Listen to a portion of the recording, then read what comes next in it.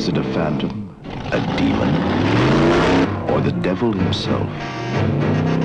There's nowhere to turn, nowhere to hide, no way to stop the car. There was no driver in the car. Universal presents The Car. Dun dun dun dun dun dun dun dun. Yes. I don't know why it took us this long, but next weekend on the Drive-In Asylum double or late movie rather, not the double feature, we're going to be doing The Car. What did take so long, Bill? I don't know. It's so hard to figure out whether something's available free online or not from a legitimate source. Yeah, well, I got to tell you, I'll talk about it more next week. But when this was on HBO, my grandfather literally watched The Car every single night, to the point that we would have family dinners and sit around and discuss, where does the car come from? Who is behind the car? Is it satanic? Yes, it is. There's many reasons for that. The Car is fucking amazing. I just love it. It's literally, it's so good. And will Becca watch it? Sources say no, she will not watch it. We went to the drive-in and she still didn't watch it. She said, peace out. I'm gonna go sleep. She watched Christine too, which is a real kick in the crotch. And we should bring John on to tell him, as much as I love John, he prefers Christine to the Car, and I know this is not a discussion. Heresy. Yeah, this is heresy. Heresy. Yeah. He's a little younger than us, though. I could see why and so is Becca. So they had Christine, we had the Car.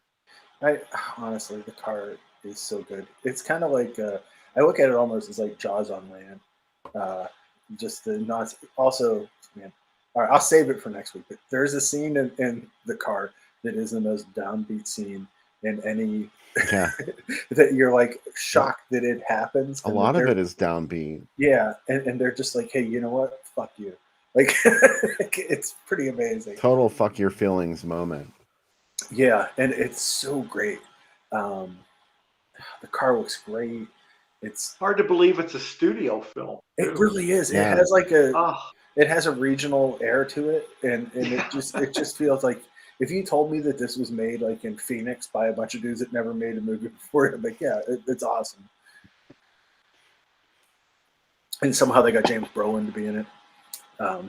By the way, we watched. There's a MGM Plus has a Amityville: The Origin miniseries. Go figure. I watched it, right? But it's all about the real stuff of Amityville. And literally, when James Brolin showed up, my wife audibly sighed, and I was like, "Okay, I guess I'll do that when Margot Kidder shows up." No, the goose is not good for the gander, as they say. Don't try it. Don't try it. You gotta know it. Also, the other reason I think, last thing I'll say about The Car before we get to the movies we just watched, it is a Jaws movie because they try to blow it up. I was looking back through some old Shark Week reviews, and the natural film predator of a shark is dynamite. So if we're to follow that, then I think it definitely fits in.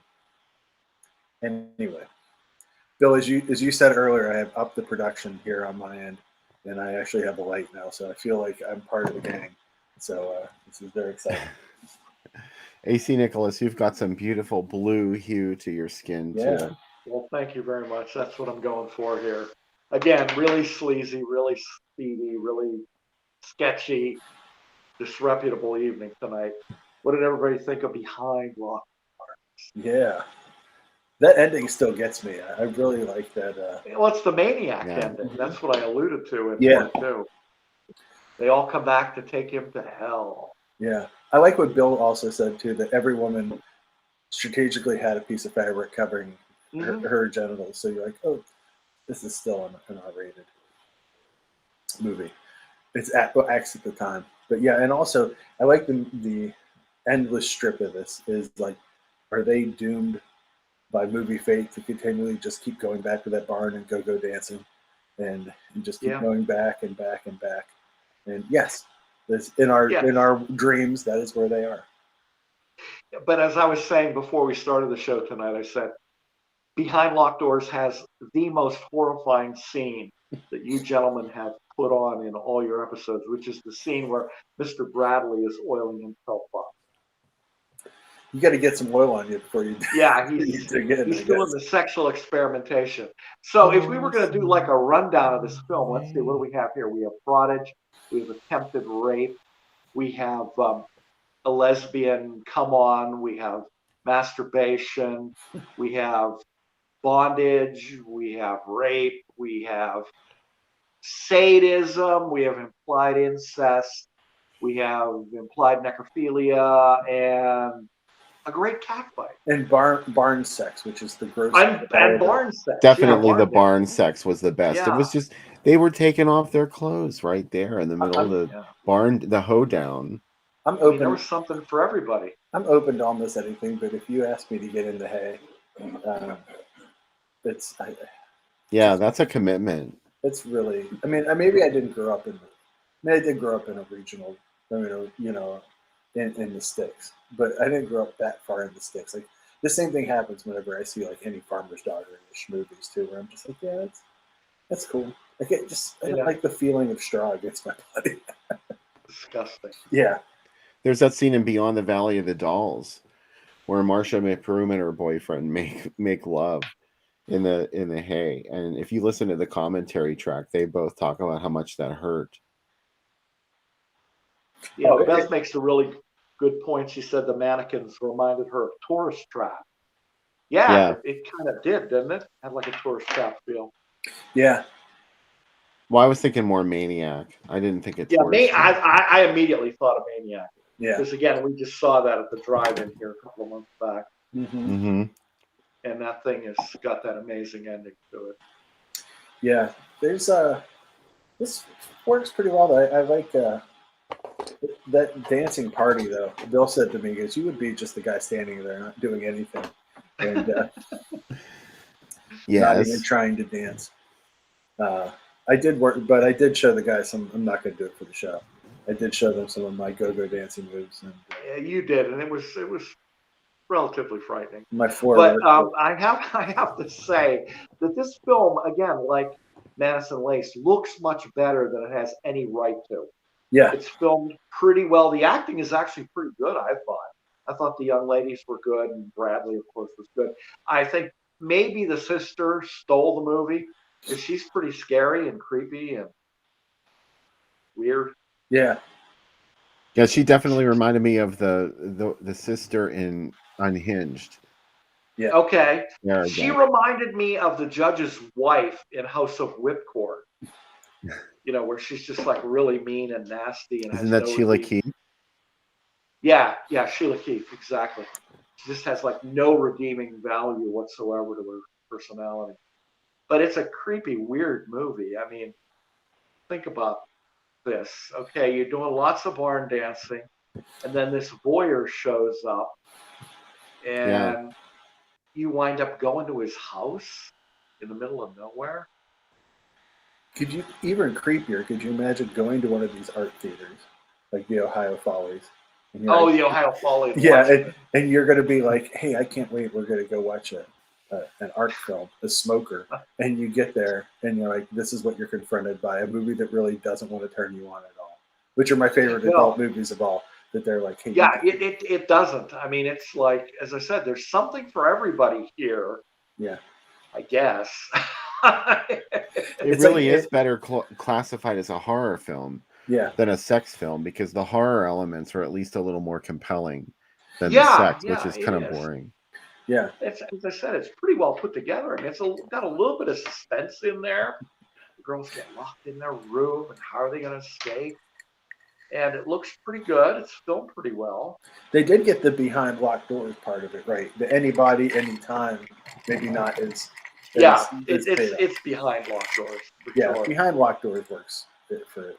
And I love the way Bradley kind of like, I don't know, he kind of like is doing a sexual version of Bela Lugosi from Bride of the Monster, which is, I will create these Supermen. He wanted to have like super sex or something, didn't he? I didn't really understand his experimentation, but what was weird about it was, remember, he asked the girls to Q&A at the beginning. So it's kind of like a government project that you have to ask a lot of dumb questions. before you get down to the experimentation. He's like into Orgone energy and Wilhelm Reich kind of stuff. Yeah. He's like trying to, but I like that he's like, I am trying to create the perfect sexual energy. It's like for you, maybe. I mean, maybe get a different body for yourself and then come, yeah. It's very As I said, selfish. It's not very giving. I can't unsee the part where he oiled himself up. Ugh. It was like, And then think of the sacrifice of the one girl who says, "Oh, I'm just gonna let him do it. You try to escape." It's like, has there ever been a more sorrowful like heroine in a movie? It's like I'm gonna sacrifice myself to get, I hate the idea of putting oil on my skin. It creeps me out, and I remember. Well, that whole scene was like super creepy. Like suntan lotion, I can't stand that. Yeah. Yeah, it was really bizarre. Yeah, and those girls were trying to hold their breath and not blink in the cellar. Oh, they were the best actors in the entire movie. They really were. I'd love to see the casting call for that. Like, well, we want to put you in this movie, but you're going to pay an embalmed dead body. The one looked like a truck stop waitress. Mm-hmm. Flo. Yeah, she was older than the other ones, but and that must have been what they meant by anybody, anyway. Yeah. Well, they got him in the end. Pause. They did. They did. And then fire. We didn't see the building burn down. I mean, where was the stock footage of Roger Corman's chicken coops catching fire and falling down that he used in how many movies like House of Usher and Tomb of Ligeia? He just had like a chicken coop set on fire and it fell down. I love whenever it's just stock footage of just fire. Who knew that we would get back to this with streaming movies now where they just cut the stock footage of stuff and you're like, oh, I guess that's how the movie's going to end over that. My favorite movie fire is when the boat burns up at the end of the Ghost Galleon. And it's like literally if that were real scale, those flames would have been. Where it's obviously in a bathtub and you're like, they'd be 200 feet high if it were to scale. It was like, Bill, you put up on Groovy Doom this week the ad with King Kong from the 1976 version standing on the top of the World Trade Center, and you said that Jessica Lange would have to be like 100 feet tall or something. She would also be enormous.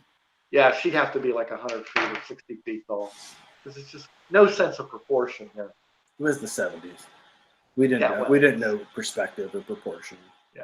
We just whatever. You know, put it out. Okay, so let's talk about that. Let's talk about that cat fight.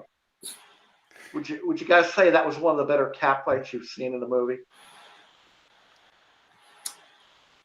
Yeah, it was fine. I haven't rated any cat fights in a while, but yeah, it's good. It goes on pretty long, It's a good cat fight. They were just putting them on anyway. It wasn't real. I mean, it wasn't meant to be real in the film because they were just creating a diversion. So right. I don't know. I didn't think much about it because of that, but yeah, I guess it is pretty impressive. Well, they kind of overwhelmed the Bradleys fairly quickly, They were already old and feeble. Well, they had gotten rid of a lot of young women though. They had been successful up until now. That's what I always think about in movies like this. It's like the bad guys have always been successful for years up until now. And like these are where we only catch up to them when these are the people that they're taking. That's why this story is notable because they're showing you the downfall of a villain that's been getting away with it. Yeah, right. With this sexual experimentation. But I love that he's got the clipboard. He's asking all the dumb questions. Like, what's that going to answer for you, dude? I mean, you're looking for what? The perfect mate? In a way, I just thought of this. It's kind of like the Coffin Joe movies, where wasn't Coffin Joe always looking for the perfect female to bear him a child? Yeah. A male heir? Same kind of thing here. He's looking for the perfect woman. Yeah, we don't know. Coffin Joe can't do finger blasting because of his fingernails. So Coffin Joe. So he's only looking for someone to impregnate. Yeah. Man. But I'm glad everybody seemed to. I think everybody. Yeah, nobody's throwing rocks at me. Yeah. Here, they're like, well, no, it's weird, and you're glad you saw it. I mean, I was the first time I saw it all those years ago, and I thought, wow, this is like something. Did I dream it? Did I hallucinate it? Where did it come from? Because, this is one of these movies where you can't even picture in your mind they're filming any of the scenes in this movie. Yeah. It's kind of like, well, okay, now Mr. Bradley's gonna, grease himself up or oil himself. It's like, oh dear God! Can you imagine when they got the script and they're like, oh, yeah, okay, I guess that's what we're doing tonight. Yeah, because it's clear there's obviously a script here. Because as I said, it moves along after the first 15 minutes of the padding. It's got a plot, and you kind of, you get into it. But oh wow, It's heavy, man. Heavy. yeah, it is heavy, man. 1968. 268 movies. Hard to believe these movies were 1968, both of them. I mean, I think about that a lot, Bill. What you said is like, imagine if they made this. Like, I think of the same things as you were just saying, the Ghost Galleon. Like, sometimes when I'm down on life, I think, well, at one point, a bunch of people made Yeah. a movie about modeling on a cruise ship that runs into a ship filled with a bunch of dead Walking skeletons. Knights Templars and who sing a song and appear out of the fog. Halloween skeletons that come out of nowhere, and somehow people can't fight them off. I love it, though. Right? It's like the one Desorio that I think about though is the sea serpent. Oh, Chris, you're singing AC. I don't know why I keep calling you Chris. You're singing my song. I love the sea Call me serpent. anything, man. I don't care. No, I love that's this. that one. That one to me is like, again, you just sit there with your jaw agape, going, "What were they trying for?" We here? will do that on the show one of these days. Oh, I hope you do. Maybe you guys can have me back for that one. I'm going to add We can that do to the great. the. We to can do the great double feature of Sea Serpent and The House with the Laughing Windows. And I've threatened I every can't time think of I've two been more on here. polar opposite movies than those two. No, not at all. This was an amazing double feature, guys, because it literally was a consistent double feature. You had two Harry Novak trashy films from 1968, and there they are. That year when Harry Novak didn't do his taxes, Yeah, yeah, right. they showed up and they're like, "You made both of these?" Do you know what Harry Novak did before he became a distributor? He was one of the last employees of RKO. Oh, The wow. company that made, yeah, he was like in advertising, I think, in RKO, and you can see because his movies all are, I should say, they can have the ballyhoo. They're exploitable. Everything that Harry Novak put out, the double feature of Axe and the Child, and then Toys Are Not for Children, and I think, didn't he have the Toy Box too? Mm-hmm. Another one, and then Behind Locked Doors, Madison Lace. I mean, we were talking about, the low rent distributors in the last part, and it was kind of like, well, you knew what you were getting with Harry Novak. Yeah. You were going to get some sort of sexual deviation or sort of perversion. How did you get this far without bringing up Wham Bam Thank You Spaceman? Oh, yeah. I'm sorry. I forgot that one. You're right. Oh, my gosh. That's and the erotic adventures of Romeo and Juliet. Juliet. Yeah. Which is a great trailer, too. I watched that trailer 1,000 times. Never seen the trailer movie.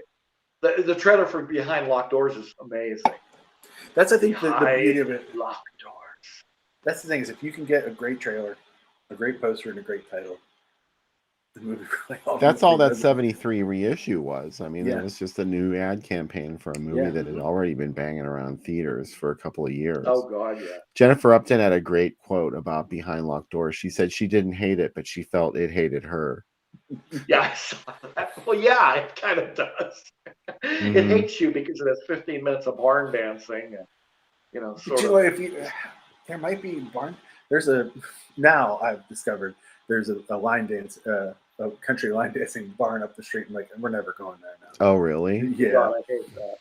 Yeah. Next to the Native American burial ground. Well, I live in the Native American burial ground because they only moved ahead. What's Powers Booth's line in Sudden Death? I hate strip malls and country line dancing. Yeah. And little kids. And little kids, yeah. But yeah, the country line dancing. Oh man, barn dancing. But who would have thought that was the thing? God, that's what they're doing. Well, I think it's kind of cool that people would have done something like that. It would be kind of like a rave. Because if you were a kid and you lived a young person, not even a kid, and lived in a rural area like that, where would you go? There wouldn't be Yeah, very much to go and hang out and party. So, I thought it was This cool is that they true, came up Bill. with this like sort of barn dance thing. yeah. It's almost It's not a new thing, no. these kids didn't invent it. I'm just saying, that their version of it was sort of groovy, and they had Yeah, this psychedelic music playing that seemed to come out of the air.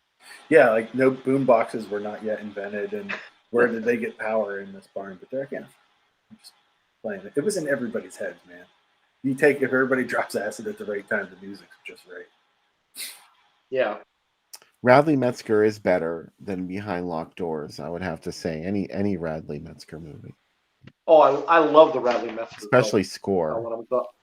Yeah, score's really good, and I like the image, aka the Punishment of Anne, and I they learned did about him the. from obviously as everybody, like people my age did, from the research book. His Young Mhm. Playthings Oh, the is in. research book. Yeah, Yeah, Young Playthings was in there, and but that was a time when that yeah. book came out. You're like, I'm never gonna find this movie, and then I found it in an incredibly strange little store, and that was where I took home a giant stack of his movies and probably looked like a maniac. Yeah, Metzger stuff is good, aka Henry Paris.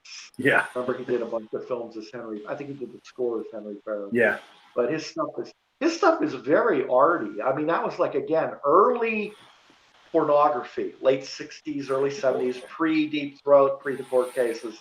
Where he got a lot of away with a lot. Well, he filmed most of those overseas. Well, it's also So it's interesting to me too that like each generation, like we talked about, like this softcore, the nudie cutie era, gave birth to Mhm. like the softcore era, and like I'm sure the softcore era was like the old guys were like they're just being too cheap now, and then when adult happened, they're like they're just too cheap now. But then we look at that as like the golden age of pornography of like the actual 35 Mhm. millimeter movies like Deep Throat or Opening and Misty Beethoven, like these actually really great movies that just happen to have sex in them. And then like Well, the yeah. VHS stuff replaced that. People are like, they ruined it. And now we look back at those late '80s, early '90s stuff. It's like, wow, those are really good compared to the internet world of movies. Well, yeah, absolutely. I mean, look back in the '70s, what pornography looked like. They actually had budgets and they had plot. And we were talking about because Bill showed an ad on Flesh Gordon, a Yeah. film that was supposed to be a hardcore X-rated film. And as I said, they were having way too much fun, I think, making it, that they turned it into this amazingly good little cult film. Mm-hmm. There were hardcore inserts later, though. Yeah, there were. And then an example would be the Mitchell brothers, who did stuff like Sodom and Gomorrah, Oh yeah. which that's like an epic Oh X-rated well, film. that and like there's shots in Behind the Green Door that are really well artily put together. Like it's a gorgeous looking movie in parts. Yeah, But they were shooting on film, and there's like, yeah, they were shooting on film, and you had real filmmakers. That I was mean, still when porn was sort of finding itself as a genre, and they were like, well, yeah, should we make this like a real film? Like, is it all about the hardcore action, or is there going to be art to this film? Is there going to be a story? And a lot of people were experimenting with that. Some of them you can see, like 3 Shades of Flesh. mm-hmm. If you've ever seen that movie, it's I became fascinated by it when I was doing Groovy Doom, and I was pulling all those newspaper ads. I kept seeing this movie for 3 Shades of Flesh, and really all it is an excuse to have like a white woman, a black woman, and an Asian woman, and their sexual encounters. But it's really sort of not what you would expect from a porn film, and there's a point in it, like it opens really beautifully. I think it's shot in San Francisco, and there's great footage of San Francisco in it, and then like halfway through the movie they just give up, and it turns into like just the static shots, But like also it's like you had people that were between both worlds, like Gary Graver, who was shooting adult and shooting yeah, even for he was shooting so much stuff that Orson Welles jumped in on 3 a.m. and edited one of the scenes so he could get back to work on one of his movies faster. So it's like, there was a lot of crossover. There was a point like around 72 or 73 where the idea was like our studio is going to end up making adult, like, or he's going to become big business. And then suddenly the winds of puritanicalism kind of swept back over, which is funny because it ended up being really easy for adult to be a huge industry with video, and then even easier now with because no one has to talk about it or know that people are seeing it. Now it's all homemade amateur stuff. But no, you're right, because look, Russ Myers got courted and did studio films. Sure. Because he was an excellent filmmaker. I mean, anybody could see that within the genre he worked, his stuff was incredibly well filmed and edited. I mean, just amazing. And he had really no interest in doing straight up adult ever. Like he was, his stuff was like he liked looking at women, and that's about it.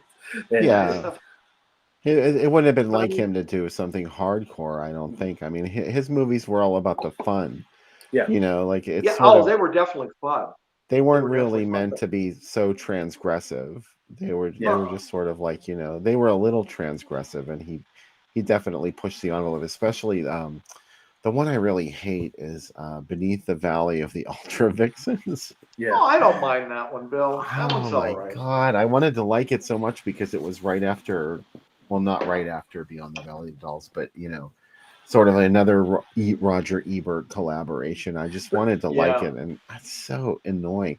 But there's a lot of sort of stuff you would expect from a hardcore film in that. A couple of things. I think also that he would be better considered if the way that his films have been distributed were different because of his estate owning the film. So outside of Beyond the Valley, and everybody knows Buff After Pussycat, so it's just such an incredible movie. But like a lot Lorna, Mudhoney. Yeah, but a lot of his later movies, like you got to pay a lot of money to see them, and they're not easily available in like a Criterion set, or you know what I mean? Like they're not out there like other directors are. His estate had a tight grip on that. He before he passed away, and I don't think he liked to license those movies out. He wanted you to buy them. You had to buy them from him, as I recall. Remember when he had VHSs? Mm-hmm. He sold them like on his website. Yeah, but, sure. Yeah, he was certainly a good filmmaker. We were talking about Bradley Metzger, aka Henry Paris. Another guy that I like, again, sort of the early days of porn and the Ruffy films, is Lee Frost. Mm-hmm. And Lee Frost did Climax of Blue Power, about the guy that was the fake cop who would pick up the hookers and then abuse them. And then he did Poor Cecily, which was a gothic S&M film. I mean, some of these guys, and then Frost went on to do The Thing with Two Heads. He also brought Witchcraft 70 over from Italy. Witchcraft 70, which is Black Angel, White Angel in Italy. The Lee Frost version of it, I have both versions, and like the Lee Frost version is amazing how insane it is. Like it, man, I love that movie. There was a Call to Action, was a site that was up for a while, and I have their version of it, and it's so good. Again, you don't see that today. You don't see anybody, becoming a porn director and then moving on to doing better stuff. But the last one I can think of is like Gregory Dark did it, but he Gregory Hippolyte Dark, however he's billing himself. But yeah, he and Shannon Weary, right? Yeah. How many movies did they do together? Like 15. And supposedly, I know a couple companies that are looking to do a box set of his softcore stuff, which would be awesome because buy all of them. And then he also did a slasher. He did one for WWE Films, to bring it back to wrestling. He did the one with Kane in it, which is actually not bad. And then he did music videos. He did a lot of the early Britney Spears music videos. Yeah, but you're right there, Sam. He's like the last guy of that dying era. Because now there's not directors anymore. Like there's they don't direct the stuff. No. It's just amateur. Aim the camcorder or the phone, and here we go. Yeah, there's no plots, nothing. Yeah, it's funny because that's kind of what Joe D'Amato did after he was split between doing adult and doing, his movies. But probably after the exploitation boom ended in Italy, it was like 89, 90. Like, he didn't really make that many more straight movies anymore because he didn't have to. He was making so much money. No, I think post Beyond Darkness, once his heart got broken by that movie, he was just like, whatever makes money. Like if it's adult or it's horror, like none of these things really matter. Sometimes like art will come through in his movies. That's why I like him so much. But Sam, why don't you show us the DVDs that you're giving away? Oh yeah. on this Oh segment. yeah, let's hear about the DVDs. That's another segment on a piece of the third segment. Yeah. Let me show you what I got in, and then I'll show you the giveaways. How about that? Maybe Yeah. I should get a little more. I think I got enough light. I'm experimenting with lighting though. I love the production values. My wife found these for me at the dollar store. This is awesome. It's Blood Money, and it has Gordon Liu's son, Zhang Liu. But look who's in it. Pitbull. Pitbull, the music Whoa. artist. It's called, and this is from the dollar store, Blood Money. And she's like, look, Pitbull's in it. And I was like, okay, well, we got to watch that now, right?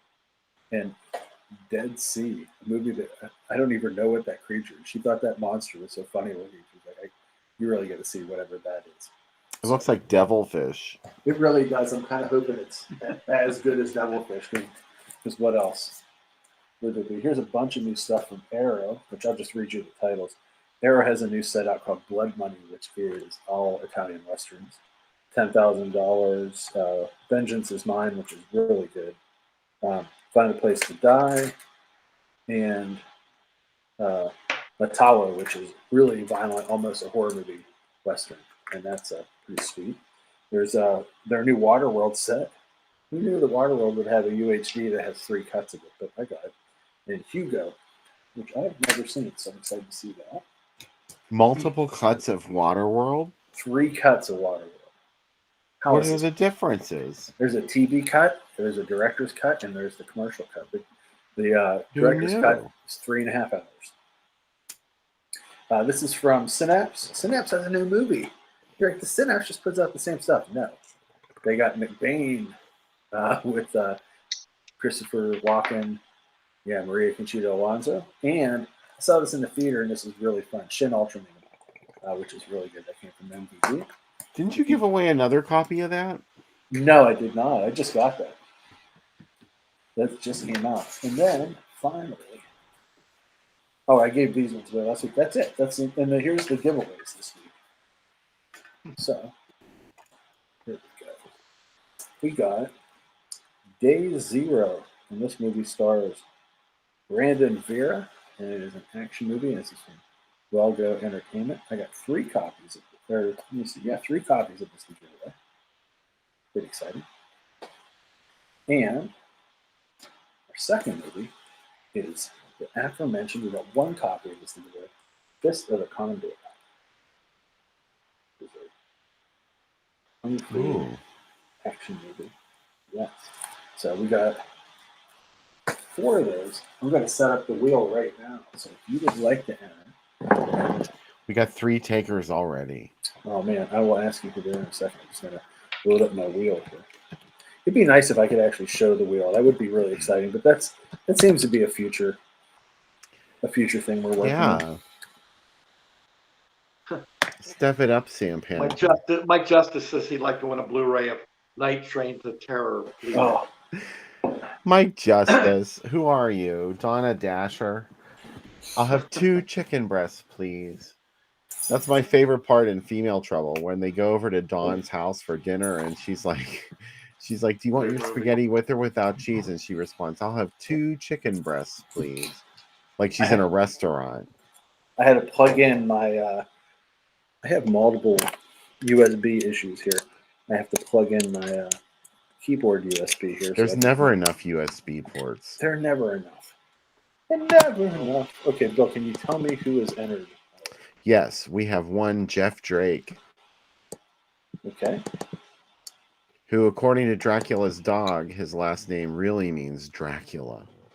Oh, yes. Jeff Drake. I bet you never knew you were the last living descendant of Count Dracula, but now you do. Watch out, he's coming for you. The notorious Lee Traina would like to be in it. Okay. The fabulous Beth Waldron. The Mike Justice would like to win a Blu-ray of Night Train to Terror, but maybe he'll take one of the other ones. Vince Cornelius also, and Steve Wilson, Ed Mikowski. Hello, Ed. That's I think we're all caught up for the moment, but we're not going to do it right away. So many people still here at this hour. Yeah. After that double feature. Wow. There's still time to get in because we got more stuff to talk about before the giveaway. Here's something I'm going to throw at you guys that I just ran on the page today. This really blew me out of the water. Look at this. Oh, I saw this today. From Tennessee, 1978. An actual screening Day of the Woman. Yes, I Spit on Your Grave Great. under its original title, Day of the Woman. That is amazing. Rated X, adults only. I think I can share my screen. I'm testing something, Bill. Okay. Let's see if this works without me knocking the whole show down. Can you see Oh, my yeah, screen? it's totally working. We can Is do the it? wheel on the screen. This is exciting. This is exciting. If I spelled anybody's name wrong, I apologize. I was typing quickly. Yeah, I never thought I would find an ad for it screening theatrically, but then I went back and looked. A couple of fabulous people shared it online, including Raleigh Bronkowski of The Scene of Screen 13. If you haven't followed that page on Facebook, you really need to, because Raleigh does a lot of the stuff that I don't like, the porny stuff, and really sort of way more obscure stuff than I do. He finds some. I'm wondering, Bill, if this was a self-imposed X, and then It's when gotta Jerry be. Gross, when Jerry Gross picked it up for "I Spit on Your Grave," he had to cut it to get an R because there's no doubt. I was looking at the original uncut version. Actually, Joe Bob Briggs does the audio commentary for it, and it's a lot different than the version I remember seeing in the theater back in the '80s. The uncut version is incredibly nasty and strong, as that movie is. Period. Whatever version you see, We've also got Tim Dortch in the drawing, and Tim, I think you're in Canada, so if you win, you got to send Sam the postage. It's going to be like $17. And let's see. Oh, there's nobody else. Okay, you want me to do this first spin? Well, no, let's wait a minute. I still have more ads to look at. Oh, okay, perfect. Oh, good. So here's one just for you, Sam. Oh, man. Blue Demon and Mil Mascaras. Yeah. Do you know which one this is? Because I didn't have time to look it up. It's Champions of Justice. It's the one that has like everybody in it. Mil Mascaras is in it. That's El Psychedelico to the far left, and then Rayo de Jalisco right next to him with the lightning bolt mask. But that's a really good one. They all ride their quads at one point. Wow. We really need to show Blue Demon and Santo versus the Monsters at some point, because that's a fabulous movie. Vampire Circus was one of those movies that I was just dying to see, being a vampire nut as a kid. And I had Alan Frank's horror films book. And it had a couple of... Oh my God. He just passed away a couple of months ago. Yeah, that book was great. I mean, there were those books from the 70s that Dennis Gifford did a couple and Alan did a few. I saw this movie way back in the day, and it was a revelation to actually see it at a con, and somebody was selling it. They edited this so much to get a PG rating in the U.S. Yeah. Because at the end, you can't even figure out what happened. It's cut so badly. It's just a mess. Wow. I don't remember that. Yeah, no, it's really edited. I mean, I finally saw it on TV. I think Chiller Theater had it on one night, and I stayed up. I mean, that was perfect. I was really excited. Yeah, they were showing the PG version. But I'll tell you what, for late era Hammer, this one is excellent. This one, I think, is one of my favorites because it's really colorful and it's different. And you have people turning into animals, not just vampires. I wasn't expecting that as a kid. I'm like, vampires can't do that. But oh, how wrong I was. That's a good film. Has Thorley Walters in it. I mean, and this was a Halloween showing. I think this was like mid-70s.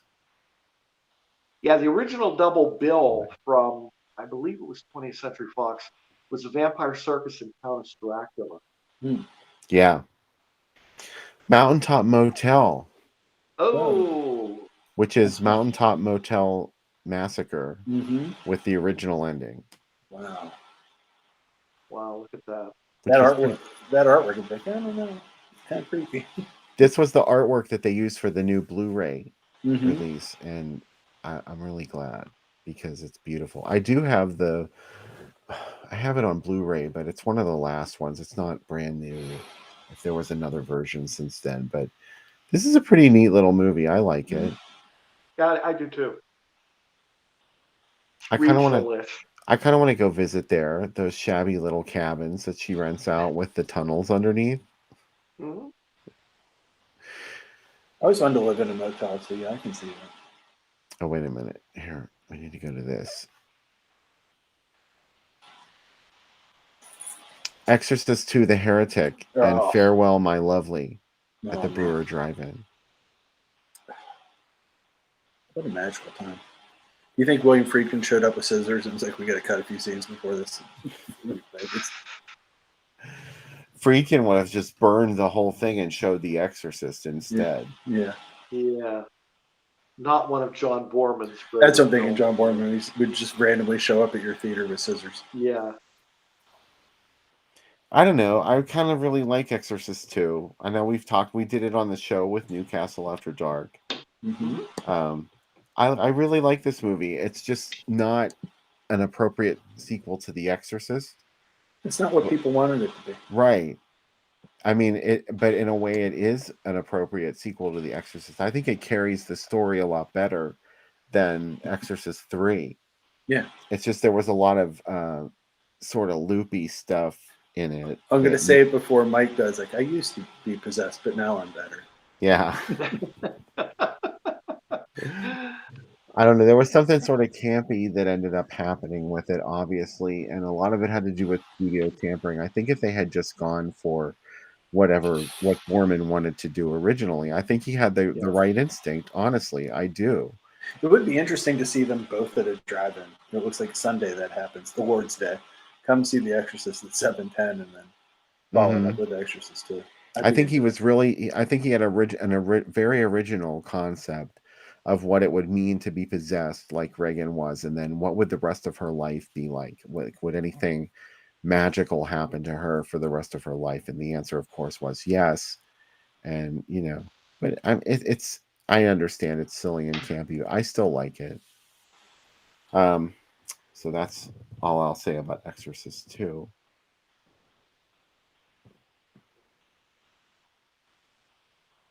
Here's something too. Another Hallmark releasing moment of genius. Man. They were brilliant because they had this ad mat that they would shop around to drive-ins. I guess they would book these triple features, and there were so many movies that they could shoehorn into this because they had Last House on the Left, The House That Vanished, and of course Don't Look in the Basement. The other one was Don't Open the Window. Mm-hmm. And another title for The House That Vanished was Please Don't Go in the Bedroom. Oh. And this is then they had Last House on the Left too. Yeah. Which was they used a lot of the same advertising material. Wow. Is it too soon to talk about 72, Bill? No.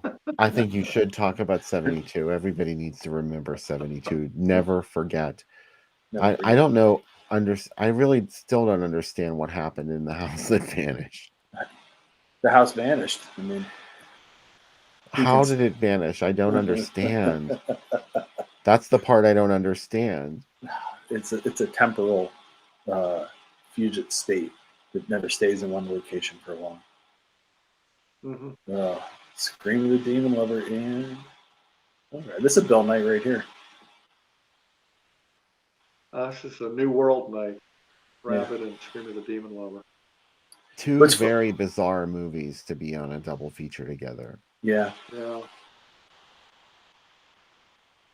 A Walking Corpse, Lust for Revenge. And I'm okay. Let's go. And A Penis in Your Armpit. Also, the ending of the movie revealed in the ad. Spoiler warning for the ad. Actually, the original double bill with Scream of the Demon Lover was The Velvet Vampire. Oh, wow. Yeah. This is a really terrific film. That makes more sense. Yeah, it was. Look at this, the witch that came from the sea. I audibly just sighed to see these two movies together. Millie Perkins. God love her. Yeah. That movie is great. And Ruby. I love the clip art though, Bill. It's like They had Sure. Halloween clip art that they put Yeah, for the it was witch who too. came a from. movie not really about a witch. A movie about a woman who was molested as a child. Now she castrates guys with a straight razor. That clip art just doesn't do it any justice. They should Audiences, put a little wave behind her to just really like kick it home. they don't know what they're in for.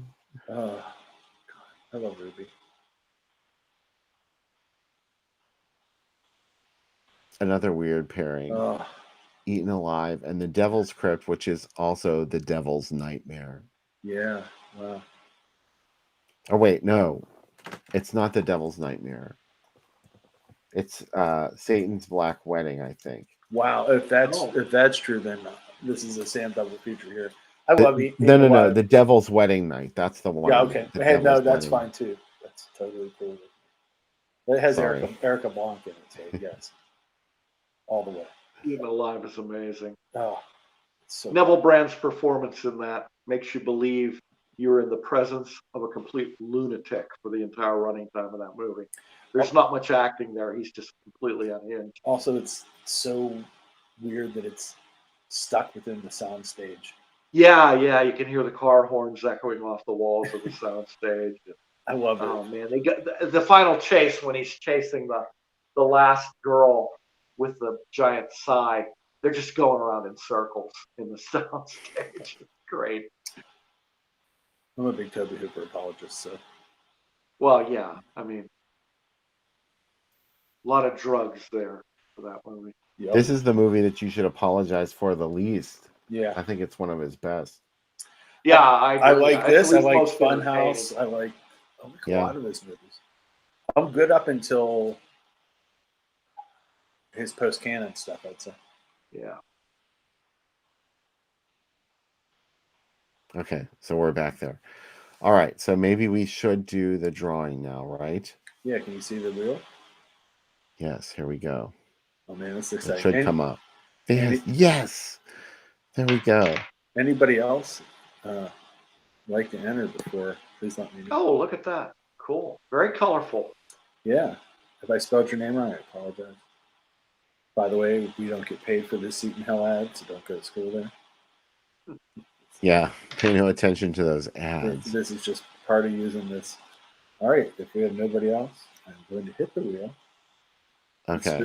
This is going to be for a copy of Fist of the Condor. Please do me a favor if you win, because I had 2 wins. Steve and I think Vince won last week.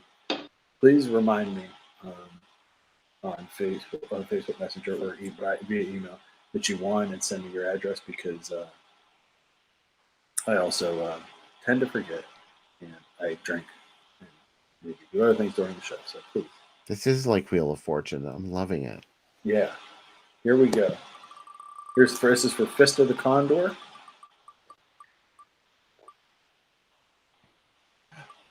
Oh, Beth. Beth Waldron. Beth, look at that. Can you hear the clapping? There's clapping. Yay. That's our studio audience. Yeah. Could you hear? Yay. And what's nice is it removes the person. So we have Beth as the first winner.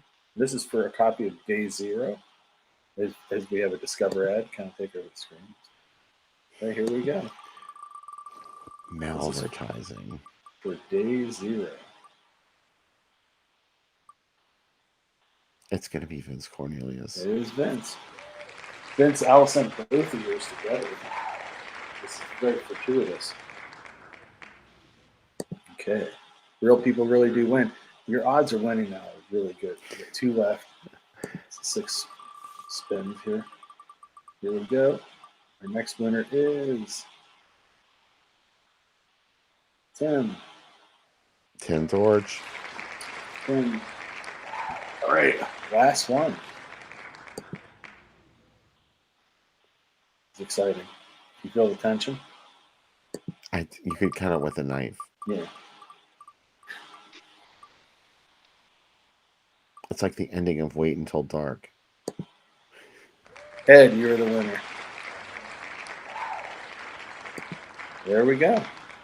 Congratulations, guys. All right. Congratulations to everybody. Please remember to send me a message And Is that it? that is it. Okay. Send me a message and we will get it. That worked out really well. I'm glad I learned how to stream that and share the Wheel of Fortune on there. Yeah. Pretty excited. Production values. They're going up. I got a light and we know how to show the wheel now. The world is our oyster at this point. Remember, we were supposed to talk about a star with an album. Oh, Yeah, that's next. Yeah. That's next. Next. Oh, man. I'm going to do some looking up here. Well, we were talking about the Telly Savalas albums. I forgot to go get my Telly Savalas vinyl out of the other room, and now Mark is sleeping, so I'm not going in there. But I can tell you, I do have Who Loves You Baby, and it's fabulous. There's also an album just called Telly, which is a beautiful cover image of him just totally like making out with a girl, talking to her. And she's way younger than him, too. Oh. It's not creepy at all, sense. Telly. Really, it isn't. I have a list here of 41 actors who released albums. So you ready, Bill? Here's some. Here, Don Adams put out an album in 1966 called "Get Smart, Go Figure." Ooh. Former 2020 host Hugh Downs put out an album called "Hugh Sings." No. Yes, he's playing guitar on the cover. Adam West put out the song "Miranda," back with "You Only See Her." That came out obviously in 1966. This album I do know about. Granny of the Beverly Hillbillies put out an album as Granny, as a song called "Granny's Miniskirt." Really trying to hit all the trends at the same time. Also, how can we forget? We talked about before. "Don't Give Up on Us" by David Soul. Adrian Zemed put out several albums, as we know. Let's see. This list suddenly just fell off. Let's see what else we got. Danny Aiello put out an album. I Just Wanted to Hear This Song. Okay. Scott Baio put out several albums, and he was on Motown. Which, man. How can we forget John Travolta? John Travolta, yes. Don't forget he had those disco songs that he put out. Baby, oh God, I can't remember Sean Cassidy recorded the same thing. Oh. Bob Conrad. A Girl Like You, it was called. Robert. When I was in radio, I played John Travolta's "Let Her In." That was his hit. Oh yeah, that was the big one. Robert Conrad put out an album, a single called "Ballin' the Jack," which I don't know what that means. That's turning me on. I saw that Steve brought up that Joe Pesci had an album called "Little Joe Strug and Sing." Joe Pesci started as a singer, actually, before he acted, which is pretty astounding. Peggy Lipton had an album, Bill. Oh my gosh, Bob Crane had an album, "The Funny Side of TV." Warren Green did a couple albums. There's How Can We Forget? Ted Cassidy had "The Lurch" that he put out, his dance song. Let's see. Jay North had an album, and so did Lenny and Squiggy had an album. Mm-hmm. Let's see. Bruce Willis, we talked about. The Two Sides, Leonard Nimoy, The Two Sides of Leonard Nimoy. There's Steven Seagal's "Songs from the Crystal Cave." Scarlett Johansson did a whole album of Tom Waits songs, which don't get me angry to talk about them. Robert Downey Jr. put out that album, "The Futurist." We have Kevin Costner put out an album with the band Modern West. Clint Eastwood had an album before in 1963. Rawhide's Clint Eastwood sings his favorite country favorites. Burt Reynolds had "Asked Me What I Am" in 1973. Oh yeah. Oh my! Yeah. I have that one. Oh, do you? Oh, I sure do. How about Ronnie Blakely? I don't have that one in this list. Ronnie Blakely had country albums. She was in that movie Nashville, but she actually had an album that she recorded before that. Sam, do you have Karen Black on that list? I do not. The Picks. Yeah. Which is a great movie. Oh, I love The Picks. We have to do that on the show sometime too. Yeah, I love that movie. A favorite, absolute favorite. Let's see, we got. I think it's her best role. I totally forgot. I agree with you, Bill. the Crispin Glover's album, The Answer to the Problem, The Big Problem is Let It Be. An album that literally you had to answer what the 9 songs were about and call Crispin Glover's number was on the back of the album, and if you were correct, he would call you back. He claimed on David Letterman that 10 people got it right. And David Letterman responded, wow, so he actually sold some of these. Which is pretty That's great. amazing. Yeah, pretty great. Hasselhoff, obviously, we all know that Hasselhoff put out quite a few records. Do you have any Christopher Lee heavy metal stuff on your list? Yes, I totally forgot that Christopher Lee put out some. I had the Golden Throats albums that came out in the 90s, the CDs that had like the whole list of celebrities doing songs, and I was obsessed with them. That's kind of where I learned about the Shatner albums. Well, Jim Neighbors did a lot of stuff too, but I think he actually was a recording artist as well. Yeah. And we talked. Sebastian Cabot put out an album that had "It Ain't Me" on it. Let's see who else. Jack Webb obviously put out several albums. He covered "Try a Little Tenderness," which is pretty rad. Andy Griffith also put out a record that had House of the Rising Sun on it in 1959, kind of predating the later release. Let's see. We have Sammy Davis Jr. did Shaft, the cover, but we know Sammy Davis Jr. was recording ours before, so that's fine. Let's see. Chad Everett put out some records. He had he covered Nights on Broadway, the Bee Gees song, which is pretty rad. Let's see. Phyllis Diller had an album out in '68, and she covered "I Can't Get No Satisfaction." Goldie Hawn had an album in '72. We mentioned Sean Cassidy already. Yeah, that was another TV star that recorded. Although I think he was actually a little bit more of a serious recording artist, maybe, than the traditional TV. Well, the Monkees too. They were sort of like a prefab pop star, TV star. Well, like David Cassidy. David Cassidy. Yeah. Or Leif Garrett. Yeah. Leif Garrett. Oh my God. Yeah. Well, we just talked about him on the show last week or the week before.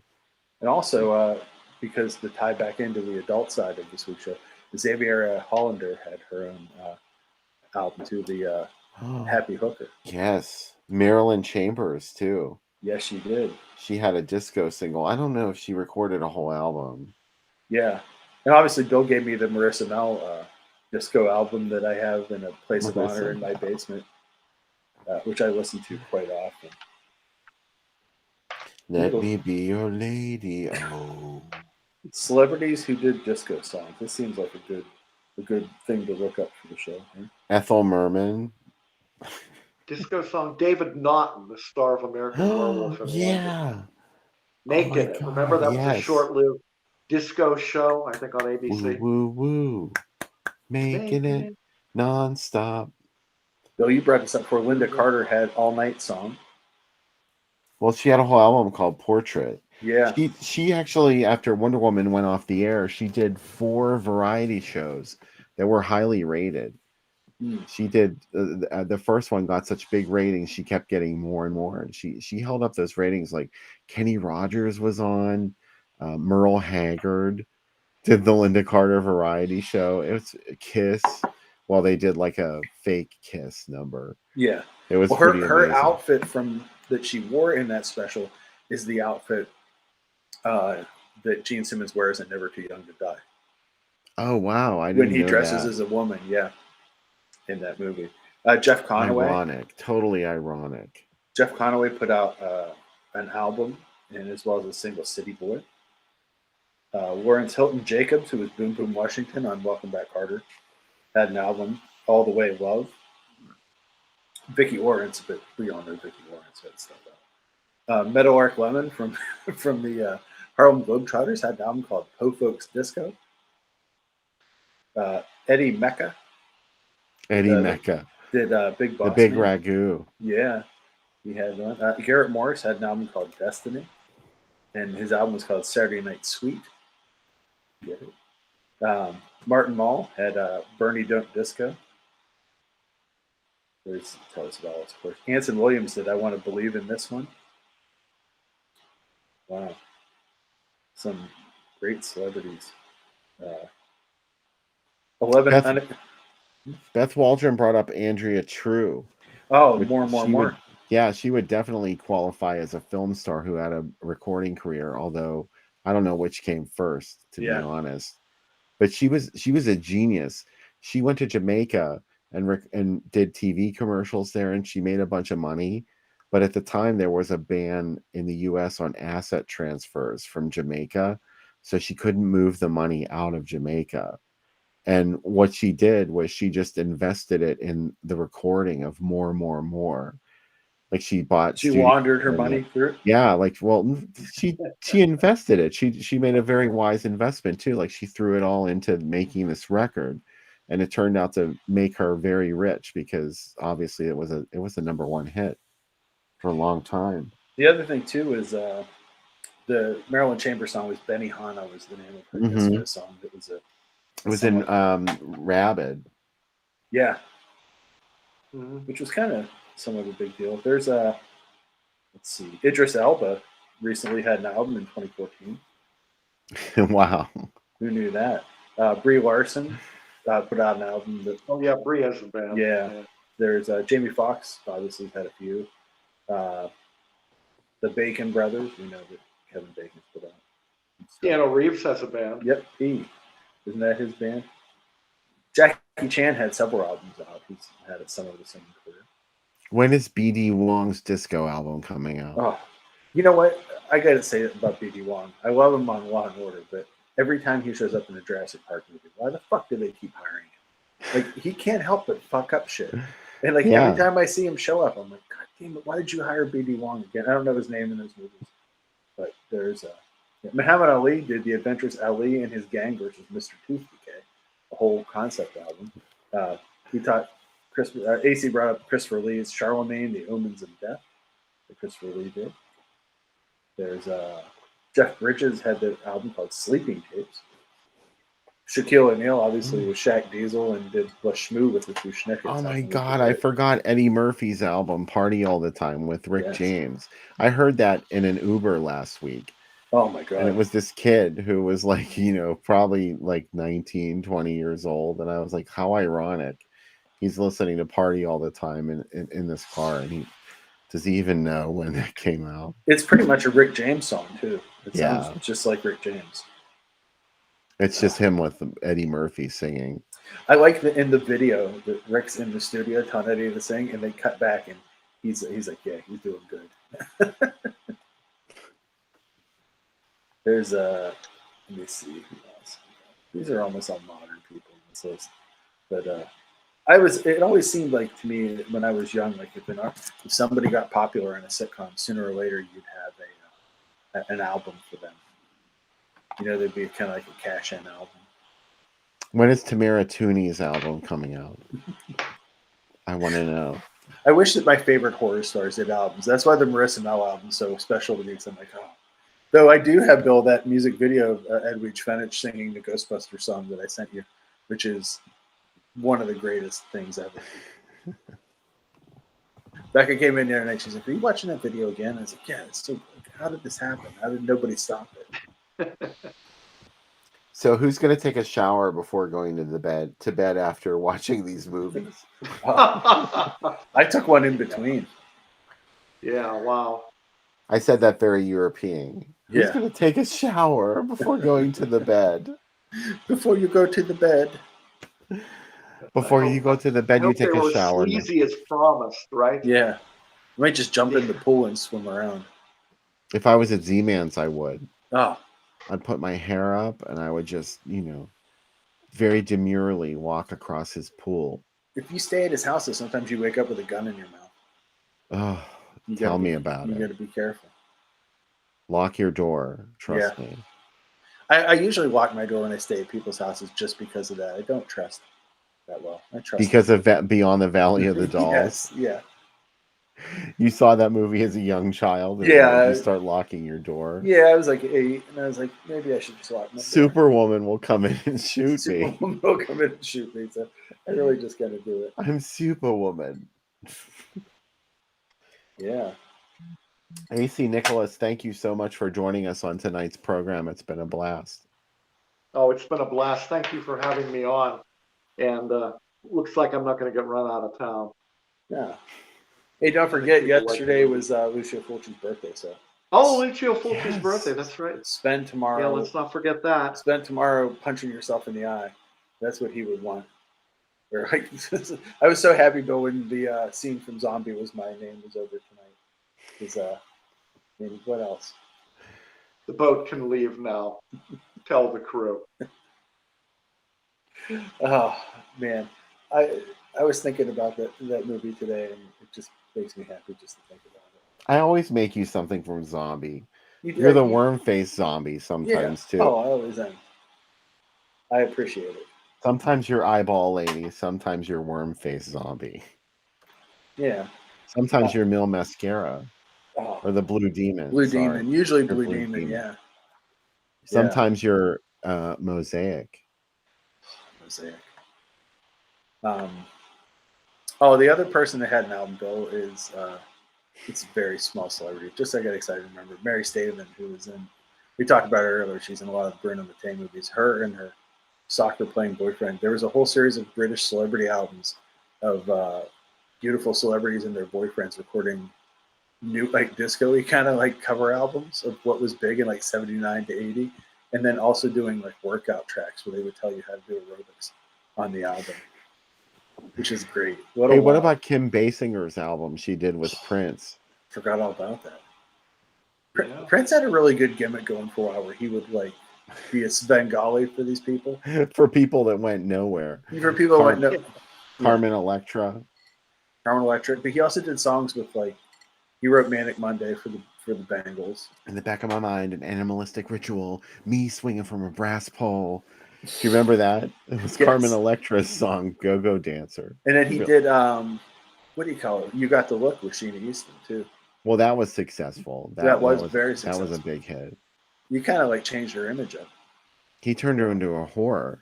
Well, I was going to say he made her a woman, but now you. No, he didn't. I should have said that first. If I said that before, you made her a whore, and I said Ingrid Chavez. Oh my God. Ingrid Chavez. Who's that? She was like, I don't know. She was a model, I think, and she was associated with Madonna. Oh, yeah. Remember Madonna's sex book? Yeah. There was like a page in there that was like where she wrote a letter, and it was like, Ingrid ate my pussy. And it was Ingrid Chavez. But she did albums with Prince. Oh, remember that song, I'd do anything for your lovin'. Would you take me for a funky ride? That was Ingrid Chavez. Like she wrote that, and that's her on the phone. And she did stuff with Prince too, on his Love Sexy album.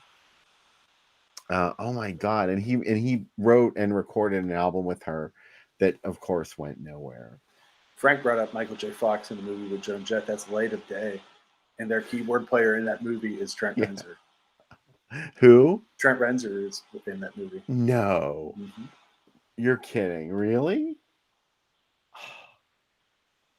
He was on stage with Joan Jett and Michael J. Fox. Pretty sure there's one movie that he's the keyboard player in. Yes, Ingrid was in Graffiti Bridge too. Oh, man. She was sort of bubbling under there for a while, and then she recorded that album on Paisley Park that went nowhere. I have a completely ridiculous, stupid Prince piece of trivia that I learned tonight. What's that? The movie Drop Dead Fred was shot in Paisley Park. No. Yeah, and like there's been rumors for years that Prince came down to watch it, Rick Mayall in a scene. As far as anyone knows, he never saw it. But I love that of all the movies shot in Paisley Park, that's what it is. Thank you, Steve. I thought Light of Day was the one with Reznor. So yeah. Cool. What a brilliant, from the Exotic Birds to Light of Day with Joan Jett and Michael J. Fox. That was the peak of Trent Reznor's career. Beth Waldron brings up Martika's Toy Soldiers, another. Martika. Yeah. Oh, Martika. She had the crazy stuff in her hair. Yeah, wow. Martika. They had a PSA with her for child abuse. I remember it was always on during cartoons when I was young. Well, they resuscitated Toy Soldiers for Megan. Yeah. Yeah, Megan's the little dolls playing it on the piano. That was great. I was annoyed by that part. Oh, you were annoyed. I liked it. I mean, Martika, for God's sake. She was on Miami Vice too, along with Sheena Easton. Oh, yeah. Miami Vice, Ted Nugent was in an episode of Miami Vice too.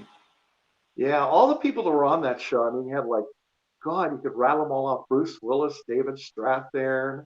I think Sam Jackson was on an episode. Yeah. Pam Grier. Pam Grier. Oh man, so many people walked through Miami Vice. Don Henley. Yeah. Oh, Or no, was so it many the other one? directors to it. Abel Ferrara directed a couple episodes of Miami Vice. man. Glenn Fry was the other one. The one that was on Miami Vice, I think. The Eagles are all. Laura San Giacomo from Sex Lies and Videotape. She was on Miami Vice. Was Timothy B. Schmidt on? Do I'm trying to think of other members of the Eagles. Do you think Yeah. Renee Auberjonois was ever on Miami Vice? Renee Make fun of Auberjonois, how I say maybe. Renee Auberjonois. She was in Eyes of Laura Mars. Yeah. Donald. I love when he goes out in drag to make them think he's Laura Mars. Yeah. He reminds me of Butterfly from Female Trouble. Oh, Female Trouble. It's like, beauty, look at you. I wish to God I had it too. Because he I shows up know. at they're having a birthday party at his apartment, and like he shows up in this like flowing thing with like floppy sleeves and pant legs, like Sally from Demons 2. The sleeves go back and forth like this. I hate it. So thanks so much, AC Nicholas, for joining us on tonight's program. Thank you, guys. It's been a blast as always, and I hope I'm back again sometime. Now I'm gonna have to go make a celebrity singles Spotify playlist and share it out with everybody. That'd be great. And we hope you'll come back next week and watch the Drive-In Asylum late movie at 11 p.m. Saturday night. We're going to be talking about the car and watching it after our first segment. We'll return afterwards to tell you how much we love the car. We're going to talk a lot about how much we love the car, I'm sure. We know you love the car too, so make sure you're... I do. And we'll see you then. Till then, be safe, take care, come back and watch more fantastic films with us. Good night.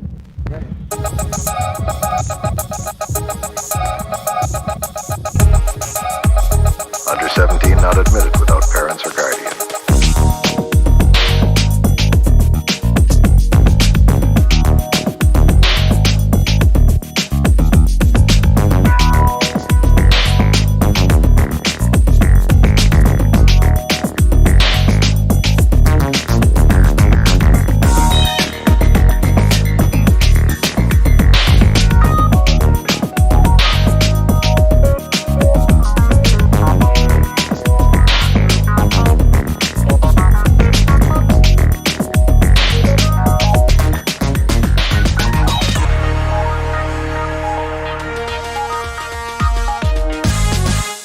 Under 17 not admitted without parents or guardian.